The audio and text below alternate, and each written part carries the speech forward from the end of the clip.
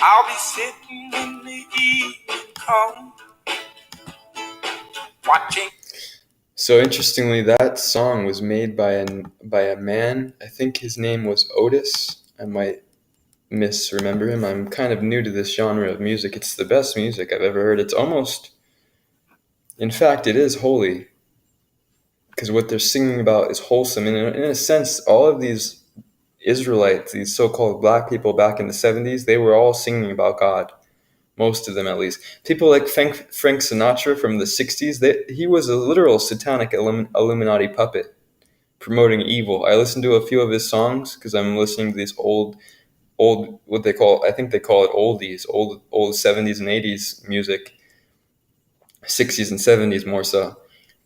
He was an Illuminati puppet, an evil Satanist in disguise, leading people to carnality and silliness and stupidity. And that's the purpose of this video, is to expose those things, to expose alcohol specifically. When you drink alcohol, what it does is it makes you listen more to the spirits that have already been. See, alcohol is one of the most dangerous things you can do. I understand. See, I've never even made a video on this. I never even thought about how much I understand it until just now. What alcohol does is it makes you incapable of choosing which spirits to agree with or not. It literally makes you incapable. The way I've usually explained it is that it makes you double cup your ear. You have two hands cupping your ear, so now you're really listening to whatever spirits are putting thoughts in your mind. In a sense, communicating to you through your own thoughts, but they're not your own thoughts, they were put there. That's where 89% of our thoughts come from, different spirits. Maybe 1 or 2% of that 89% is from God. The other 85%, at least for most people, is demons. That's where their thoughts come from. When you drink alcohol, it makes it 100% demons. First of all, maybe 2% your own thoughts, and then the rest is demons. 98 instead of 89. So now it's even worse. And instead of it being literally you double cupping your ear, literally like listening more, you're like, yeah, tell me that. Yeah, well, what's that? Tell me more. Yeah, I like that. Tell me more of that. Yeah, depression and lust, anger? Okay, give me more of that. That's what alcohol does. It makes you more. It makes you extra. More demonic, more evil, more lustful, more angry. Or for some people, it makes them more weird, more strange.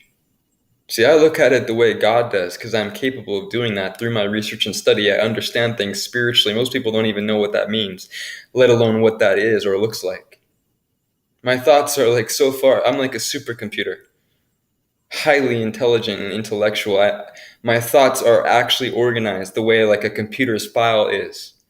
But I'm more advanced because I don't deal with what do they call it, binaural code or binary code, excuse me. But I'm always injecting, inserting, removing, replacing, exciting, propagating, and upgrading, and promoting, and changing my thoughts, and organizing them all, and all that, like a computer system, like a supercomputer system. Which is funny because what we're all going against is a supercomputer. It's what the whole end times is really all about. Connecting people to the to the supercomputer. If the Antichrist was a man, it would be a supercomputer. It would be an item. It would be a technology. It would be a supercomputer. Satan himself is going to literally make a nest inside of the supercomputer if he hasn't already, because it's already almost in control of the whole world, but no one even realizes it. Most people don't even know what a supercomputer is, let alone that it's actually already the administrator of worldly affairs. It's already like ruling. People don't understand any of that. And in fact, really, neither do I. And in fact, neither really do the humans who've introduced this technology. They literally just took down notes from the fallen angels that they go down and speak to in their deep military underground bases like Area 51, and they get all this deep knowledge, which is the fallen angels have known about since the beginning. None of this is new. It's not like they just created this modern technology. No. It's ancient plans coming to, I was going to say coming to light, but that would be an unspiritual way of saying it. What they're doing is coming to destroy and remove and distinguish the light. The day of the Lord is darkness, utter darkness. lawlessness. Darkness means breaking God's laws, and it also manifests in other ways, like a world of total wickedness, turning people into probably zombies, like the movies, like they all show you. See, that everything you see on the movies is the truth being shown to you. These people don't realize that, though. They think it's just funny and entertainment, not realizing they're being prepped for their future. No matter what the technology is. No matter what the movie is, I mean. Because they show all different types of stuff in their movies.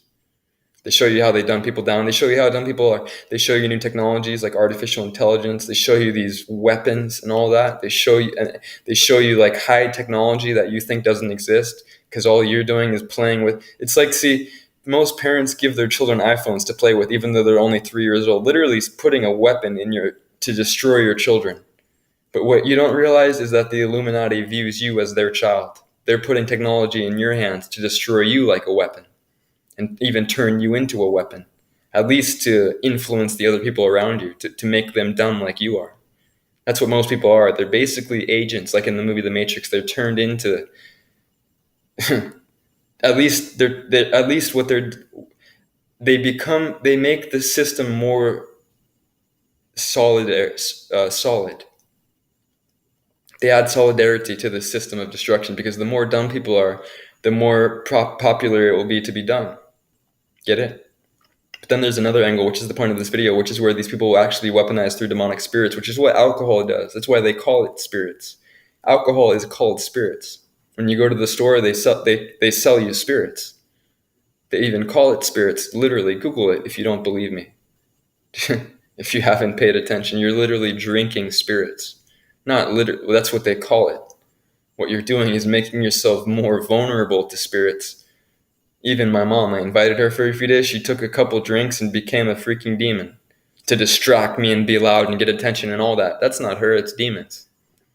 When you drink, you allow that to happen to you. It's disgusting.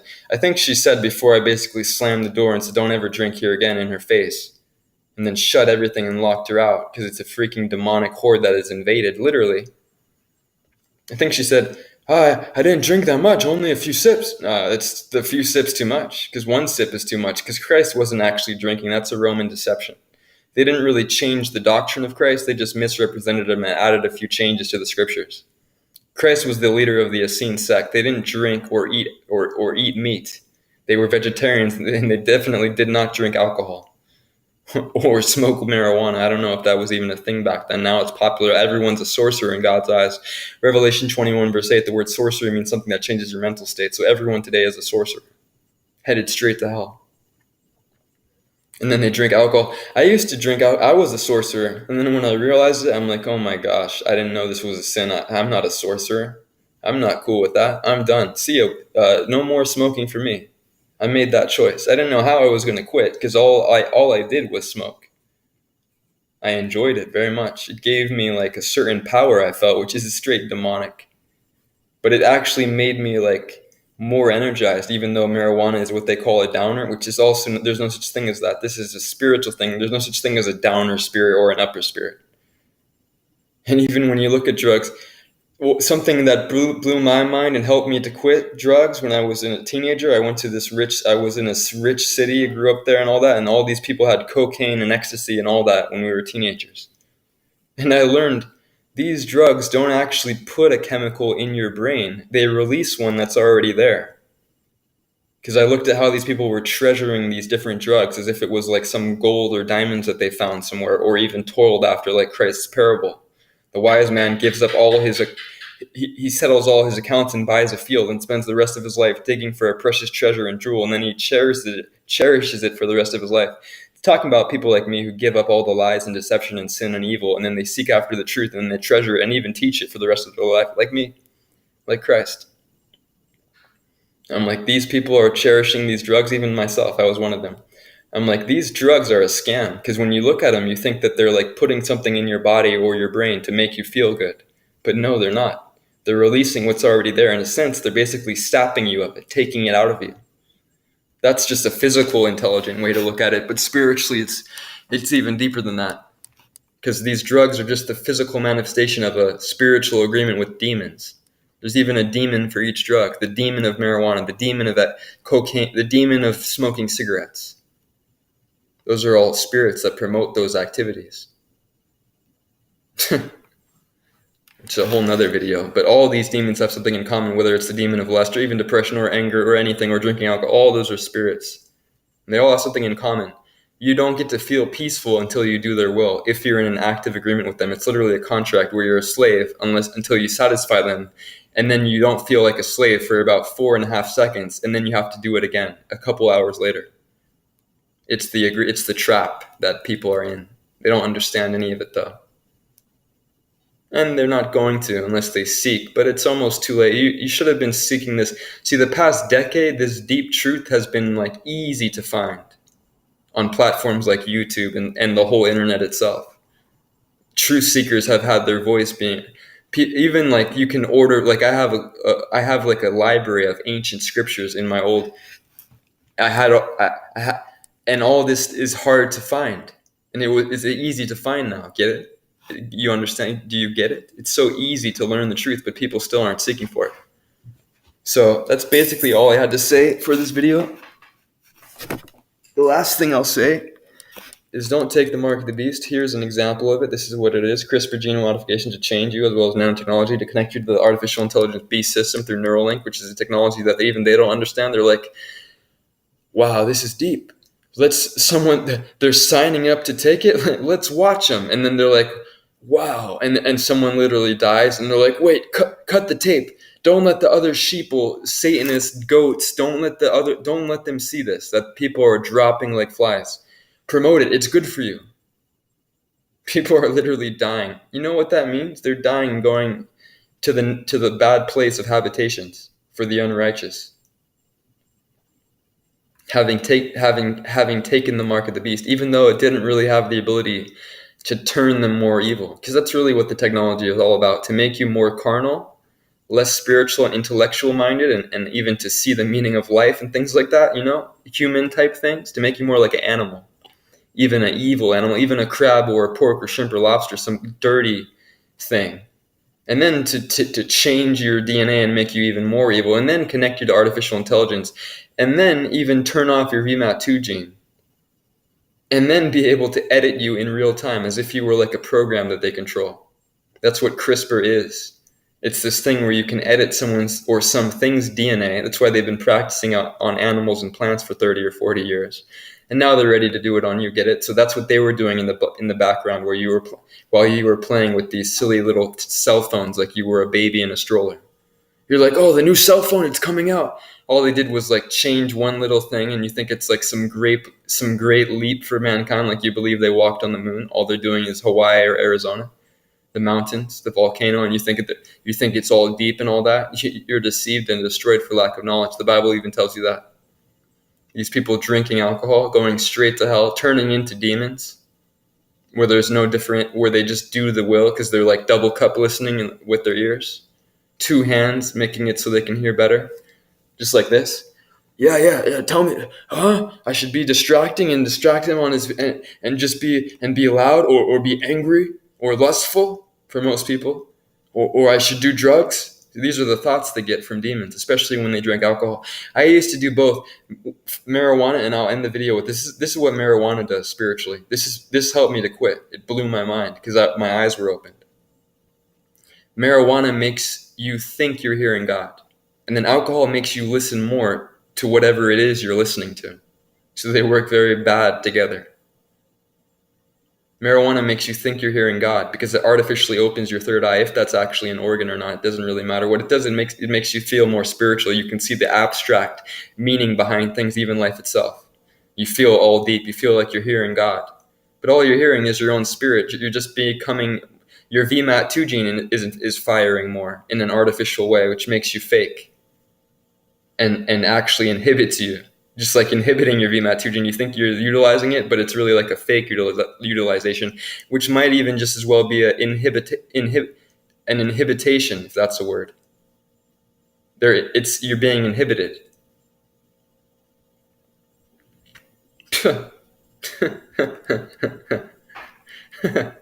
That's deep. Wow, that's new ground. I never even spoke on that. I just realized that. In fact, it's deep. People are like, "You're so well rounded." Even when I make videos, I like learn more stuff because the thing about it, truth, it rounds itself out. It all connects. All of it connects.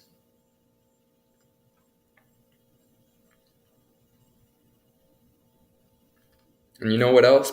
When you smoke marijuana, usually it's not your own spirit you're hearing. It's actually demons pretending to be like God, fallen angels coming as angels of light, or even just their low-level demonic children, the demons who are now disembodied, roaming the earth and oppressing men by giving them evil thoughts. So marijuana makes you think that those thoughts are from God, and then alcohol makes you listen to them even more. It's not a good look. It's a dumb thing to do. One sip is too many. One sip changes your whole your whole literal body, your whole physical processes, your whole makeup, all that. It changes you. It's kind of like the mark of the beast. That's what alcohol is. It changes you like the mark of the beast. Only one of them wears away when your body like gets rid of the poison, and the demon has to kind of stick back to the side until you do more of what like invokes it and opens the door for it. People literally spending their whole lives drinking. Drinking is a bad decision. You should never do it. It's a freaking sin. Christ never was drinking alcohol. I guarantee it. It's a deception. Christ was a straight, righteous warrior, teaching truth, leading the most righteous group of the Israelites, the Essenes. I'm almost fully certain of it. From all the studies, like the Dead Sea Scrolls and the Essene sect and Christ, his brother was called the teacher of righteousness. And this is a character, so to speak, or this is a man spoken of in the Dead Sea Scrolls. James, the brother of Christ. Christ was Joseph's son. He wasn't some random immaculate conception, which is an ancient deception taught by Semiramis, Nimrod's wife, who was also his mother, who ruled Babylon, some satanic original Jezebel. That's the immaculate deception. She's like, look, Nimrod died, but now he's the son. Worship the son. Oh, now I'm pregnant. That's Nimrod. He impregnated me through the race, the immaculate conception. Then she had a children from who knows who. And then this child's name was called Tammuz, and he probably inherited the kingdom more or less. But that's the account. And that's where they get the immaculate conception deception from. It's a lie. Christ was Joseph's sperm. It's the prophecy from the tribe of Judah, King David's lineage. People don't understand any of this. They think Christ is a black hippie, a white hippie. Excuse me. He's a black warrior, not a hippie. He's coming back to kill everyone. Everyone who doesn't keep God's commandments or took the mark, same thing at that point. You're not going to be able. Wait till you see how they flip the narrative. Probably 3-4 more months. Everyone who doesn't take the mark will be considered a straight-up terrorist, and all those who don't take it will already want to kill those who haven't taken it. All those who do take it will already hate those who don't. And they're not even like really activated or deputized by the news, let alone the artificial intelligence technology or CRISPR changing them into just agents of sin, like Agent Smith. The word Smith in the Matrix, Agent Smith. The word Smith basically means Satan. It's actually, in a sense, depicting the entire war from the beginning, even with Adam, or at least later on when the demons actually came on the scene, because they didn't come on the scene for like 1,000 years later. They're the children of the Watchers, the fallen angels. They had sex with women, and their children are the demons. But they weren't demons back then. They weren't spirits floating around in the air, so to speak, looking for people to live inside of or around or on, attaching to them like leeches and giving them evil thoughts. No. Back then, they actually had bodies of themselves. That's why they didn't need yours. They actually were eating humans back then. They were giants. They were literally cannibalizing everyone around them, even animals. They would eat like these things. Actually, I'm going to show you since I'm screen recording. This will be the last thing I talk about in this video. Skeleton of giants. Google image. The first result says, how did the giant skeleton hoax start? It's not a hoax. This is a cover-up. It's not even complicated. Even Genesis tells you about this. Let alone the book of Enoch. These creatures existed. They had different genetic code. They're the children of fallen angels, and now there's actually some of them still alive today, only they're no longer giants. I think they actually have a way to change that, even though they would have been. They've already been using CRISPR on themselves, plus this crystalline camouflage technology. That's why they call these people reptilians, and sometimes they malfunction. They're like mixed now with more than just angels and humans. They're now mixed with probably actually seraphims, which is like Satan or like a reptilian type of creature. Maybe even earthly reptilians, like actual reptiles. Because seraphims in heaven are called flaming serpents or dragons. Seraphim is a certain class of creature that God created. And in a sense, creation really created itself, because all creation is the manifestation of different levels of potential in non-space-time manifested metaphorically into space-time in different ways and shapes and forms. It's almost like God just brought it here and it manifested into whatever way makes sense. Which is a whole nother video. I can't get into that, obviously. Not right now, at least. So that'll be it. That'll be it for this video.